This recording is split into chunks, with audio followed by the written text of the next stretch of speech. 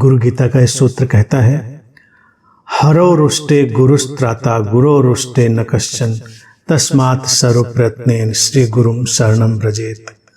यदि शिव स्वयं रूठ जाए तो गुरु की कृपा से रक्षा हो जाती है, लेकिन यदि गुरु रूठ जाए तो कोई भी रक्षा करने में समर्थ नहीं होता। इसलिए सभी प्रकार से कृपालु गुरु की शरण में जाना चाहिए। ये सूत्र ऐसा लगता है जैसे रिपीट हुआ है, पहले भी गुरु गीता में ऐसा ही सूत्र आया है।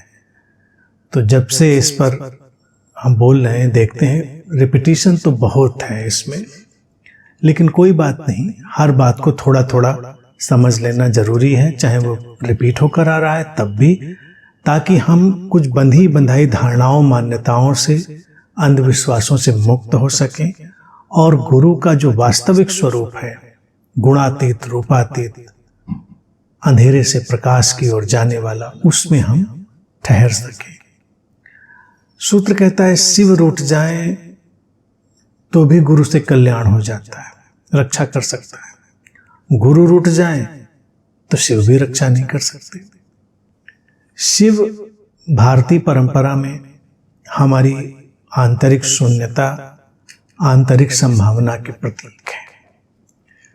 तो अगर उस दृष्टि से हम देखें तो अगर हमारी जो आंतरिक संभावना है, अगर हम उससे अपना अलाइनमेंट खो भी दें, रूठने का मतलब होता है कुछ तारतम्य बिगड़ जाना, कुछ अलाइनमेंट मिस हो जाना।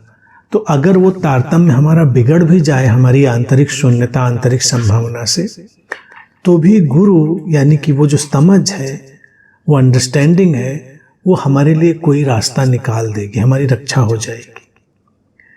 लेकिन अगर गुरु रूठ जाए, अर्थात इस अंतर यात्रा से, इस अंधेरे से प्रकाश की यात्रा से ही हमारा तारतम्य टूट जाए, तो इस तारतम्य के टूट जाने के कारण हम अपनी संभावना से भी जुड़ नहीं पाएंगे, क्योंकि उस संभावना की पहचान भी तो हमारी इस अंतर यात्रा से ही होनी है, हमारी समझ से ही होनी है।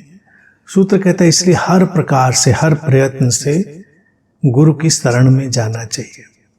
किसी व्यक्ति की शरण नहीं, गुरु कोई व्यक्ति नहीं है, गुरु एक देशना है, एक उपस्थिति है, एक समझ है।